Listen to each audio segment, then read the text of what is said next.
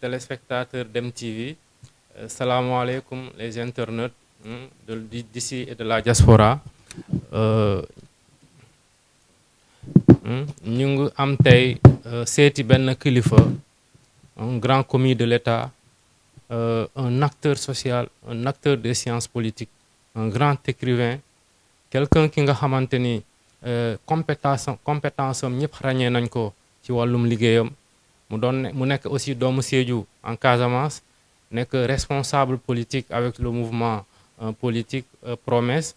Je pense que tey am nañ fierté ñëw seet ko pour waxtaan ci moom ci wàllum finance publique, ci wàllum gestion des mairies, mais également sur le côté des collectivités territoriales. Tey sunu mag la sunu kilifa la, yàgg na du ñu jàppale, yàgg na du ñu conseiller bu ñu nekkee étudiant ba tey. Donc tey dañ ko fekk au niveau du trésor public pour waxtaan ak moom ci li nga xamante ni moom moo jëmale si réew mi. Merci beaucoup, Monsieur Dembélé. D'abord, je vous remercie et vous félicite également pour cette chaîne de télévision. Et je dis que c'est un honneur pour moi de faire une émission pour votre chaîne. Parce que d'abord, c'est une fierté pour moi de voir des jeunes de Sédhiou s'engager dans ce domaine, construire quelque chose. Et vraiment, vous êtes un modèle. Merci beaucoup. Et vraiment, je vous félicite pour ça et vous encourage. De l'autre côté aussi, j'aime beaucoup partager. Et comme vous l'avez dit également, parce que j'ai un passé déjà d'enseignant, j'ai été professeur d'économie. Et puis, je suis devenu inspecteur principal du Trésor. Ce que vous avez vu, c'est exactement ça, hein, mon parcours, sauf que peut-être que vous avez sauté l'étape de Rufisque. Et j'aime bien qu'on parle de Rufisque parce que Rufisque m'a beaucoup marqué. Donc, après avoir été percepteur de Bourg, j'ai été percepteur PE de Rufisque et puis receveur municipal de Dakar. Donc, pour ce qui concerne l'enseignement également, je donne des cours à l'ENA, mais aussi je donne des cours aussi à l'université, aussi bien à la FASEC qu'au niveau de l'Institut des métiers de droit, à la faculté de droit. Donc, voilà le résumé. Effectivement aussi, nous avons co-écrit 2 ouvrages de finances publiques. Un ouvrage de finances publiques, celui-là, qui est la 3e édition, qu'on avait sorti en 2018. On a fait une 2e édition en 2020 et nous venons de sortir du mois de juin passé cette 3e édition. Parce que les finances publiques, c'est un domaine où ça évolue, il faut toujours adapter le cours. Et nous avons aussi fait un ouvrage de finances des collectivités territoriales que nous avons publié au mois de décembre. Donc voilà, résumé sur mon parcours. Actuellement, j'exerce effectivement les fonctions de conseil technique en charge des questions relatives à la gestion financière des collectivités territoriales. Nous avons constaté que souvent nos cadres n'écrivent pas, mais vous faites exception à la règle. Vous avez déjà publié 3 ouvrages, l'un sur les finances publiques et l'autre également l'autre aussi sur les finances locales territoriales. Comment parvenez-vous à trouver du temps pour la recherche? Oui, c'est vrai que c'est une très bonne question. C'est pas évident. Je connais des collègues à moi ici qui sont très brillants, qui maîtrisent bien, mais qui n'ont pas le temps. Tout le monde est trop chargé. La chance que nous avons eue, peut-être Morphal et moi, tous, nous enseignons. Nous enseignons à l'université depuis un certain nombre d'années. Parce qu'en vérité, cet ouvrage de finances publiques que nous avons écrit d'abord en 2018, c'est le fait que c'est Morphal qui dispensait le cours de finances publiques au CREFDES. Donc, quand il a réussi à l'inspection, au concours général de l'inspection générale d'État, il n'avait plus le temps. Donc, il m'a désigné. C'est comme ça que j'ai commencé à donner des cours au CREFDES, au Centre de recherche en formation économique et pour l'économie et le développement de la FASEC. Et donc, j'ai commencé à donner des cours là-bas. Donc, après, on s'est dit, mais attendez, pourquoi ne pas en faire un ouvrage? D'autant plus qu'il y avait un besoin dans ce domaine, puisque beaucoup de gens n'ont pas écrit. Ceux qui doivent écrire n'ont pas souvent le temps. Alors, nous qui sommes maintenant dans l'enseignement, qui sont obligés de faire le cours, on a dit, bon, pourquoi ne pas l'améliorer et en faire un ouvrage? C'est comme ça que l'idée est venue. Et donc, c'est vrai que c'est extrêmement difficile. Extrêmement difficile d'abord d'écrire un livre, mais surtout d'écrire un livre dans le domaine des finances publiques, puisque c'est un domaine où les choses bougent beaucoup. Donc, voilà, c'est certainement le fait qu'on donne des cours, c'est ce qui nous a facilité la tâche. Voilà, et pourquoi pouvez-vous nous revenir avec nous sur vraiment le contenu de ces ouvrages-là, les grands axes en réalité? Ok, donc d'abord pour l'ouvrage de finances publiques, c'est un ouvrage qui parle d'abord dans une première partie des fondamentaux théoriques des finances publiques. Ça a été l'occasion pour nous de définir les notions de finances publiques, les relations entre les finances publiques et les autres disciplines, le rôle des finances publiques dans le développement, et on en a profité également pour définir certaines notions de base, notamment la loi des finances initiales, la loi des finances rectificatives, la loi de règlement, notamment les trois principales lois des finances. Et quand on parle de loi des finances, on parle du budget de l'État. Donc nous avons expliqué ces notions dans la première partie, puis nous avons essayé de parler également comment est élaborée cette loi des finances, comment il est exécuté, comment il est contrôlé. Donc l'élaboration de la loi des finances a été l'occasion de rappeler toutes les procédures d'élaboration en cours au niveau du Sénégal pour voter cette loi des finances qui comprend notamment le budget de l'État et ce qu'on appelle les comptes spéciaux du Trésor et le budget annexe. Au Sénégal, nous n'avons pas encore l'expérience de budget annexe. Donc nous avons expliqué cela. Nous avons aussi expliqué ce qu'on appelle la loi de finances rectificative, c'est-à-dire quand on modifie la loi de finances initiale, c'est ce qu'on appelle la loi de finances rectificative, donc qu'on appelle également collectif budgétaire.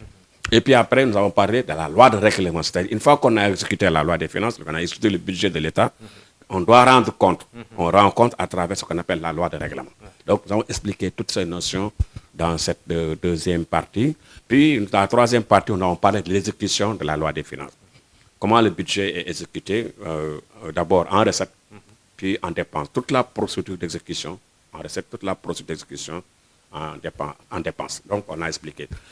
Puis nous avons parlé du contrôle budgétaire. Autrement dit, comment est fait le contrôle de ce budget. Le contrôle interne qu'on appelle également le contrôle administratif et le contrôle externe qui est effectué par la Cour des comptes, par le Parlement, expliquer toutes ces notions. Donc, et enfin, nous avons essayé d'expliquer ce qu'on appelle le fonctionnement du circuit financier public, c'est-à-dire l'intervention du Trésor sur le marché financier, les fonctions du Trésor, comment on fait tout cela pour mobiliser les fonds, comment on finance, par exemple, ce qu'on appelle le déficit budgétaire. Donc, on a expliqué toutes ces notions dans cette... Donc, l'ouvrage de finances publiques, si vous voulez, c'est ça que nous avons essayé d'expliquer, on peut même parler plutôt de manuel, parce que nous étions plutôt préoccupés par la volonté de rendre accessibles ces finances publiques. Donc, non pas de faire une analyse dynamique des finances, comment les finances ont évolué dans le temps. Non, ce n'était pas ça. On voulait d'abord que les gens comprennent c'est quoi les finances publiques, que ça soit accessible. Et puis maintenant, l'autre ouvrage, lui, parle des finances territoriales. Là, on a essayé de faire un petit rappel de la politique de décentralisation en parlant de la relation, la différence entre ce qu'on appelle la décentralisation, la déconcentration. On a expliqué ces notions. On a fait un petit rappel également du processus de décentralisation en cours au Sénégal, de l'acte 1, l'acte 2 jusqu'à l'acte 3. Puis après, maintenant, on a essayé de montrer là également comment le budget des collectivités territoriales est élaboré, toute la procédure d'élaboration, comment il est exécuté, comment il est contrôlé. Nous avons expliqué ces aspects. Puis nous avons parlé également dans une dernière partie, après avoir parlé des relations, les aspects financiers, comment les relations financières entre l'État et les collectivités territoriales, on a expliqué ces aspects. Après maintenant, dans une dernière partie, nous avons consacré ça à la comptabilité. Parce que nous avons pensé qu'il était important qu'on puisse savoir comment on rend compte de tout cela à travers la comptabilité administrative de l'ordonnateur qui permet de produire ce qu'on appelle le compte administratif. Comment on rend compte au niveau du comptable public à travers la production de ce qu'on appelle le compte de gestion. Donc, ce qui fait qu'on a consacré une partie sur la comptabilité de ces collectivités. Si je dois résumer globalement, voilà de quoi parlent ces deux ouvrages. Et sauf qu'il faut préciser que l'ouvrage de finances publiques, lui, a fait l'objet de 3 éditions.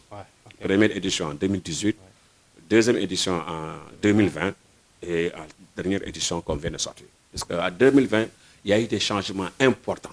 Il y a eu même quand je parlais de loi de finances initiale, de loi de finances rectificative, de loi de règlement, il y a un texte qui le prévoit qu'on appelle la loi organique portant loi de finances. Et ce texte-là, c'est ça la constitution financière. Il a connu beaucoup de modifications. D'abord, un texte de 63, un texte de 75, un texte de 2001, un texte de 2011 et récemment un texte de 2020. Oui, donc ça bouge beaucoup.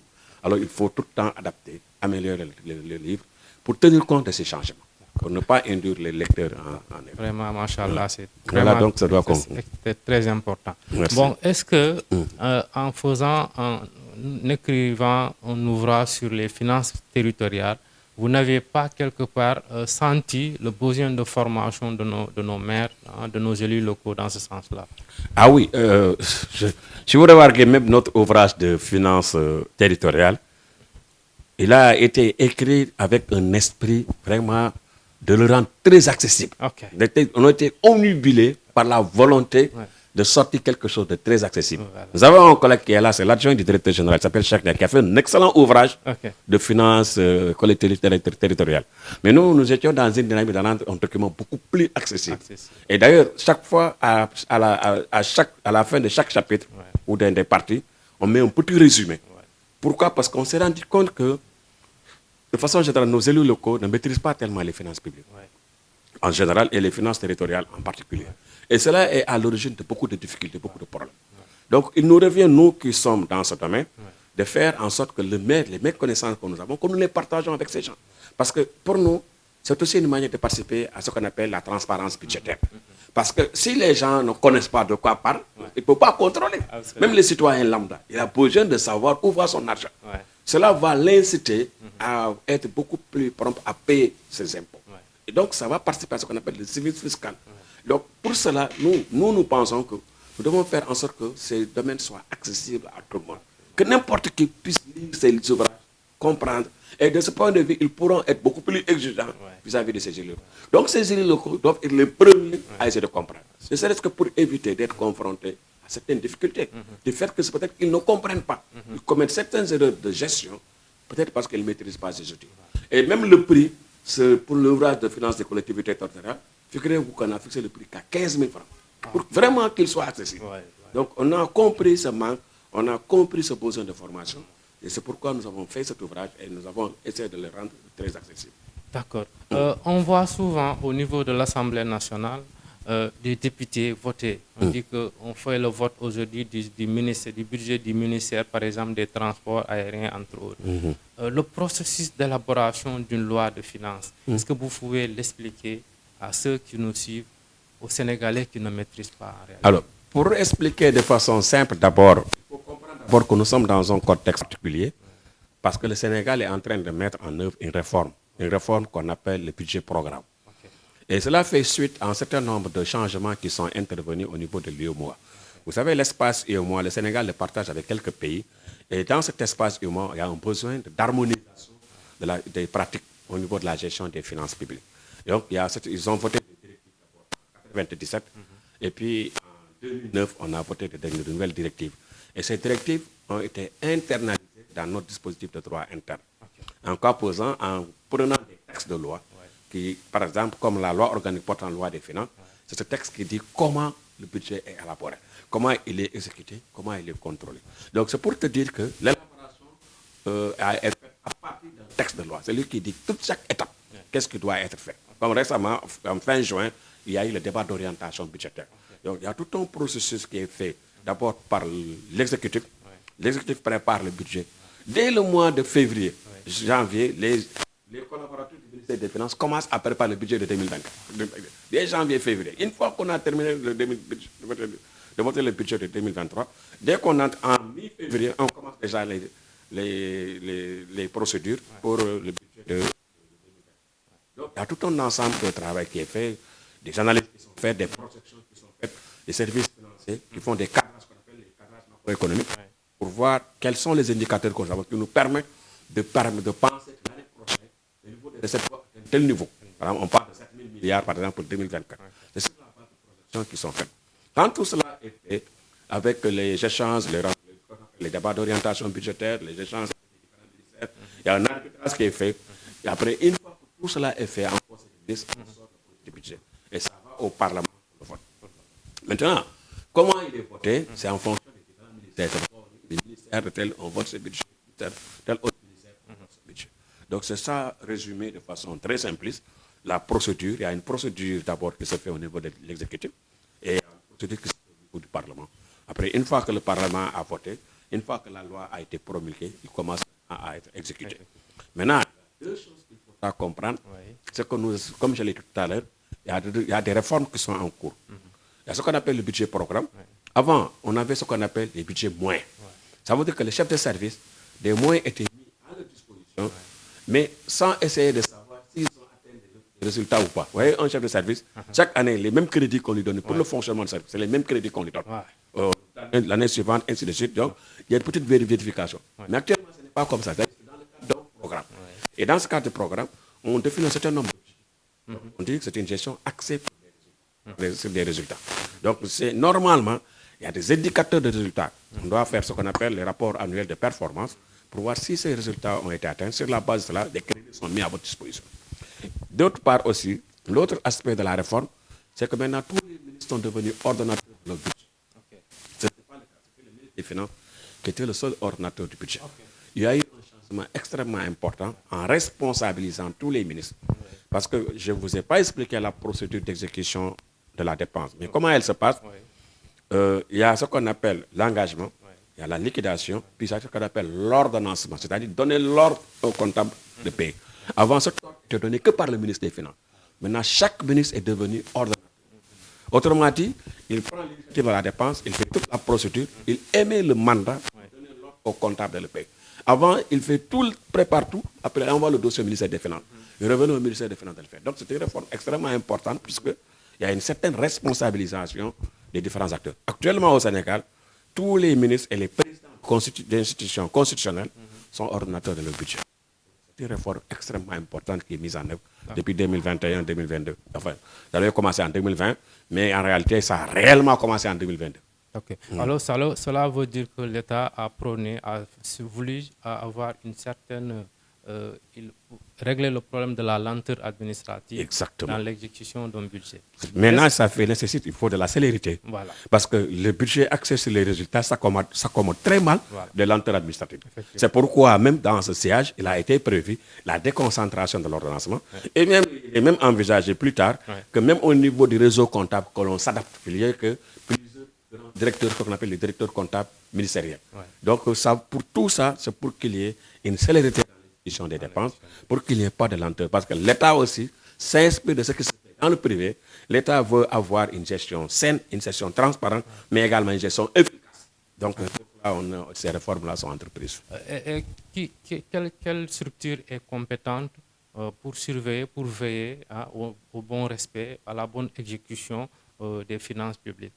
Ah oui, il y a plusieurs. Parce que pour ce qui concerne pour respecter d'abord la bonne exécution, il faudra d'abord comprendre que dans un premier temps, ceux qui exécutent directement cette loi des finances, notamment les comptables publics, doivent veiller au respect de la réglementation sous peine d'engager leurs responsabilités personnelles et pécuniaires. Mais au-delà de ces aspects, parce que aussi, dans le processus d'exécution également, j'ai oublié de le préciser, il y a un acteur important qu'on appelle le contrôleur budgétaire, qui était appelé contrôleur des opérations budgétaires et qui est appelé dans le mot contrôleur financier. Le Sénégal a opté pour l'appellation de contrôleur budgétaire dans la mesure où, au niveau du Sénégal, nous avons des contrôleurs financiers qui sont au niveau de la présence. Pour éviter une confusion, l'appellation contrôleur financier qui est prévue par la directive et la n'a pas été retenue au Sénégal, on parle de contrôleur budgétaire qui est prévu par les articles 200, 203 comme ça, 204 du règlement général sur la comptabilité publique. Eux, ils interviennent également dans le processus pour contrôler le budget dans la phase administrative, avant même que les mandats soient parvenus au comptable. Et quand le comptable reçoit aussi, il fait un certain nombre de contrôles. Mais au-delà de ce contrôle, il y a un certain nombre de contrôles qui sont prévus. D'abord, sur le plan administratif, que j'appelle le contrôle interne.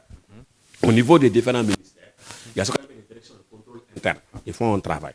Mais au niveau du ministère des Finances également, il y a ce qu'on appelle comment on appelle ça, l'inspection générale des finances, qui joue un rôle important dans le contrôle de l'exécution de la loi des finances. Et aussi, il y a l'inspection générale d'État qui est au niveau de la présence, qui est un code de contrôle, qui intervient également dans le processus de contrôle de l'exécution de la loi des finances. Ça, c'est dans ce qu'on appelle le contrôle interne, le contrôle administratif. Mais à côté de ce contrôle également, une fois que tout ça est exécuté, il faut savoir que la Cour des comptes fait deux types de contrôles. Il y a un contrôle qu'on appelle juridictionnel, mais un contrôle de gestion, le contrôle non juridictionnel. Tout ça pour veiller à l'exécution correcte de la loi des finances. Il y a enfin le Parlement, parce que la réforme est allée très loin, parce qu'en permettant, en demandant que les situations d'exécution budgétaire trimestrielle soient envoyées à l'Assemblée nationale. Donc l'Assemblée nationale reçoit l'exécution trimestrielle de cette loi des finances, et enfin il reçoit ce qu'on appelle la loi de règlement qui permet globalement dans l'année l'exécution du budget. Donc, il faut un contrôle sur l'exécution du budget. Donc, si je dois, de façon résumée, voilà quelques exemples d'intervenants qui permettent de vraiment vérifier l'exécution correcte de la loi des finances. Tout récemment, on avait vu, la Cour des comptes avait rendu public ces contrôles, bien ces décisions dans le cadre des contrôles de la Cour des comptes. Et beaucoup de ministères ont été épinglés. Pour ceux qui ne comprennent pas le fonctionnement, le système au niveau des ministères jusqu'à la Cour des comptes, l'exemple qui a été donné tout récemment, qu'est-ce que vous pouvez leur expliquer par rapport à ce qui a été fait? Nous avons vu qu'après, le dossier a été transmis au chef de l'État qui avait donné mandat à la Cour des comptes pour que suivre ceux qui sont fautifs, parce que certainement que la loi puisse les frapper. Comment ça se passe réellement et pourquoi on en est arrivé là? Bien, vous me donnez l'occasion d'expliquer l'intervention de la Cour des comptes. Je vous ai expliqué tout à l'heure que la Cour des comptes fait ce qu'on appelle un contrôle non juridictionnel et un contrôle juridictionnel. Le contrôle juridictionnel consiste à contrôler les comptes qui sont produits par les comptables publics. Et chaque fois que la loi des finances est exécutée, le budget est exécuté, il y a un comptable qui produit un compte de gestion et l'ordonnateur produit ce qu'on appelle un compte administratif. Et tout cela est étudié par la Cour des comptes dans le cadre de son contrôle juridictionnel. C'est-à-dire il contrôle, il juge les comptes. Alors maintenant, à côté de cela, il peut, par rapport à des situations particulières, effectuer un certain nombre de contrôles. C'est le cas, par exemple, de la COVID. Donc, la Cour des comptes a procédé à des contrôles. Il y a certainement des gens qui sont épinglés et la Cour est en train de faire continuer son travail. Donc, maintenant, ce que les gens ne comprennent pas, le temps de la justice n'est pas notre temps. Donc, mais ils sont en train de faire le travail. Donc, ça montre que notre système judiciaire fonctionne très bien. Puisque sinon, ils n'allaient pas épingler des gens. Donc, des gens ont été épinglés. Maintenant, quand est-ce qu'ils vont être écrits? Parce que quand vous êtes épinglé, vous devez vous justifier, etc. Et sur la base de tout cela, un rapport sera fait après. Et certainement, on va rendre compte, on pourra saisir le procureur pour certains cas pour lesquels on pense réellement il y a lieu quand même de les arrêter ou, je ne sais pas, ou de les traduire en justice. Mais maintenant, ils sont dans ce processus-là. Vous disiez que également, les ministres sont devenus des ordonnateurs de crédit en quelque sorte. Bien sûr.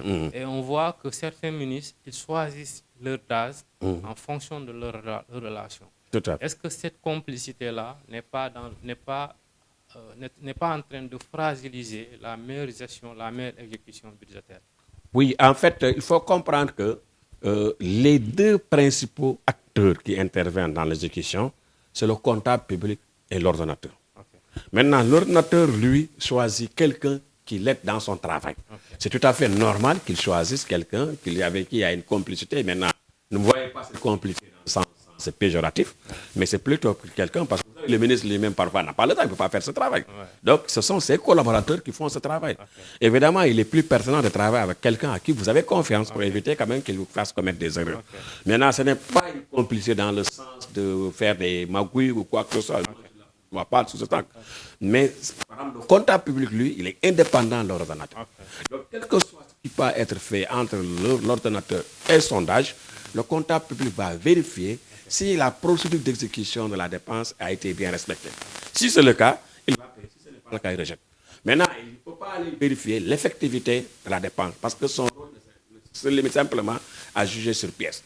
Maintenant, c'est le DAS qui va faire ce travail. Il y a une commission de réception, etc., des travaux, des fournitures, etc. C'est tout en bas de tout cela que le mandat est mis et on envoie pour le paiement. Donc, si vous n'avez pas quelqu'un de confiance, un DAS sérieux, il faut le ministre en erreur. C'est peut-être pourquoi les ministres préfèrent souvent choisir quelqu'un, un collaborateur proche, quelqu'un à qui ils ont confiance, proviennent justement qui dépendent essentiellement de cette activité économique. Donc, si vous regardez le niveau de la richesse du Sénégal vers les années 1960, actuellement, c'est quand même, il n'y a pas photo. Donc, ce point, c'est normal que le budget aussi augmente chaque fois que le niveau de l'économie augmente avec le temps.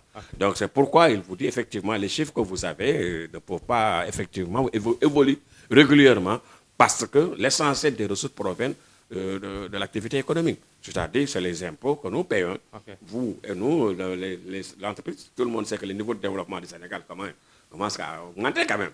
On est même en train de penser pouvoir sortir de la catégorie des pays les moins avancés. Et je donne mal donc que si le niveau du revenu global du Sénégal augmente, c'est normal également que les recettes augmentent. Et ce sont ces recettes que vous allez retrouver dans la loi des finances. Donc c'est pourquoi, effectivement, il a raison, professeur Diarane, que je connais très bien, que je salue dans ses ouvrages avec moi, donc qui a fait un excellent ouvrage aussi en finances publiques et en finances des collectivités territoriales, et j'ai eu l'occasion de rencontrer également. Donc, il a parfaitement raison. D'accord. Souvent aussi, presque en milieu d'année, on entend ce qu'on appelle la loi de finances rectificative. Elle signifie quoi en réalité? Alors, comme je l'ai expliqué, il y a 3 types de lois de finances. Il y a la loi de finances initiale, c'est-à-dire celle qu'on vote, c'est-à-dire qui comprend notamment le budget, les comptes spéciaux du Trésor et les budgets annexes. Mais le Sénégal n'a jamais eu l'expérience du budget annexe. C'est ce que l'on vote en début d'année et qui va être exécuté. Maintenant, quand on le modifie en cours d'année, on parle de loi de finances rectificative. Ça peut être dû au fait qu'on a reçu des recettes nouvelles. Donc, il faudra les prévoir. Il n'était pas dans le budget initial. Ça peut être dû au fait que, parce qu'on a ce qu'on appelle les décrets d'avance. Parce que s'il y a des cas de force majeure, le président peut prendre des décrets d'avance pour ouvrir des crédits pour faire face à des situations particulières. Mais ces décrets d'avance doivent être ratifiés par une loi de finances rectificative. Donc, dès la prochaine loi de finances rectificative, on va rectifier pour régulariser en quelque sorte, parce que normalement, c'est le Parlement qui vote la loi de finances. Maintenant que le président s'est initié en faisant des modifications à cette loi, il faudra la ratifier. Donc, la loi de finances rectificative, ça sert à cela. D'accord. Toujours dans le cadre des finances publiques, il y a ce qu'on appelle les caisses noires. C'est quelque chose qui est méconnu du grand public. Bien sûr. La présidence en a certains également. Il paraît que tous les ministères ont une caisse noire. Même si les appellations certainement. Pas tous les ministères, oui. Et ça signifie quoi? Est-ce que réellement... En fait, c'est pas, on parle de caisses noires, mais en fait, c'est des fonds politiques qui sont prévus pour, on l'a expliqué aussi dans cet ouvrage, hein. Il n'y a rien de secret, tout ça, c'est dans la loi des finances. Hein. Quand vous entrez dans le site du gouvernement, vous avez la loi des finances. Et dans la loi des finances, dans les crédits, par exemple, d'institutions constitutionnelles, comme par exemple la présidence, comme par exemple le Conseil économique et social, la primature, pas la primature, mais la primature aussi en a, l'Assemblée nationale, etc. Des fonds sont prévus. C'est souvent des fonds qui sont prévus pour mener certaines activités de contre-espionnage, pour également des activités, bon, par exemple, il y a des autorités étrangères, il y a des cadeaux qui doivent être faits. Bon, en tout cas, comme son nom l'indique, c'est pour faire régler certaines dépenses particulières qui ne doivent pas être portées à la connaissance de tout le monde. Donc, c'est pourquoi on le prévoit dans le budget, ces dépenses que l'autorité exécute à sa guise, mais qui rend compte au président de la République, parce que tous les autres présidents d'institutions qui ont des fonds politiques, ils rendent compte au président de la République. D'accord. Je pense en 2002, quelque chose du genre, 2002, 2003, quand on était à l'université, l'ancien maire de Sédhiou, professeur Moussa Bala Dafé, nous avait attribué quelque chose comme 1 million au niveau de la mairie. Après, on nous avait donné mandat pour aller au niveau du trésor pour pouvoir entrer dans les fonds. En réalité, sur place, on a dit qu'à Sédhiou, nos parents ne paient pas d'impôts, qu'il y avait un problème de trésorerie. Pourquoi une collectivité locale est confrontée souvent à un problème de trésorerie? Qu'est-ce qu'il faudra, quelle politique financière faudra-t-il développer pour qu'au moins une municipalité puisse avoir des recettes importantes et pouvoir faire face à ses besoins? C'est une très bonne question, parce qu'il faudra comprendre que le budget n'est qu'un état prévisionnel. Dans le budget, on prévoit des recettes et des dépenses. On pense qu'en l'année 2024, par exemple, la ville de Sédhiou va avoir un budget de 500 millions. On espère recouvrer 500 millions. Et on va, sur la base, faire des dépenses de 500 millions. Alors, maintenant, c'est ce qu'on espère. Il y a des impôts, il y a des revenus du domaine, l'occupation du domaine public, etc. Alors, on va encaisser et on va payer. Chaque fois, il faut voir combien tu as encaissé, combien tu as payé, combien il te reste. C'est ça la trésorerie. Alors, si ce que vous avez encaissé, comme votre salaire, ce que vous encaissez, vous permet de payer toutes vos dépenses, il n'y a pas de problème de trésorerie. Mais là, la réalité, souvent, les ressources n'entrent pas, ça ne se trouve pas sur Internet. Et moi, je ne parle même pas que du budget. Je dis même l'exécution de ce budget doit être publiée sur Internet. Pourquoi? Parce que si les populations sont au courant de ce que vous avez, comment vous l'exécutez, ils vont être plus compréhensibles. Ça va même développer ce qu'on appelle les services. Si les gens sont convaincus que leur argent, ça va être utilisé à bon escient, ça sert à construire des hôpitaux, ça sert à construire des sanitaires, ça sert à régler des choses. C'est comme une sorte de cotisation Donc tout le monde est motivé à payer. Parce que moi, je n'accepte pas que moi, je paye, mon enfant utilise la route pour aller à l'école. Et il va à l'hôpital quand il est malade. Et la police est là pour assurer sa sécurité. Les autres cotisent pour qu'on paie ces gens et moi, je ne cotise pas. Ça pose problème. Donc il faudra que les associés leur faire comprendre cela, les inviter à faire cela. Ce n'est qu'à ce prix qu'on pourra effectivement pousser les populations à payer et améliorer le recouvrement de ces impôts. Merci beaucoup. Je pense que ce chapitre assez scientifique des finances publiques, nous avons quelque peu abordé quelques sujets et on va virer vers la politique. Vous avez lancé un mouvement politique, Promesse. Pourquoi? Cela signifie quoi, Promesse? Et pourquoi cette décision de vous lancer dans la politique? Oui, merci. Ça aussi, c'est une question qui m'intéresse particulièrement, puisque c'est vrai, comme vous l'avez dit, d'abord, j'étais au Trésor, je n'ai jamais pensé faire la politique, compte tenu de mes obligations professionnelles. Ce n'est que quand j'ai quitté la perception municipale de Dakar, j'ai été nommé comme chargé de mission. Je me dis que j'ai un peu plus de temps. Et c'est intervenu dans un contexte où également nous avons été séduits par le travail qui a été fait par le président Macky Sall à Sédhiou. J'avoue que nous, personnellement, pour moi personnellement et la plupart de mes amis, nous étions très séduits par ça. Et nous nous sommes dit que mais, il faut qu'on soutienne Macky Sall pour qu'il ait un deuxième mandat. C'était en 2019. Et c'est comme ça qu'on a créé un mouvement. On l'a lancé à la résidence Mamoun. Il y a beaucoup de personnalités qui étaient présentes. Et là, nous avons lancé ce mouvement, initialement appelé promouvoir l'émergence à Sédhiou. C'est après qu'on s'est dit, pourquoi ne pas penser au Sénégal, puisque moi aussi, ceux qui me connaissent savent que je suis un peu en partie aussi de Bourg, parce que j'ai une famille à Bourg. Puis j'ai aussi exercé, j'habite en partie à Bourg, je passe tous mes week-ends là-bas. Je suis un peu adopté par la collectivité locale, la collectivité mandingue de Bourg.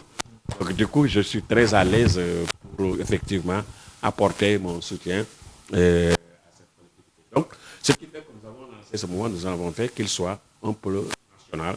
On parle pour moi de l'émergence du Sénégal. Donc, c'est ça qui nous a lancé.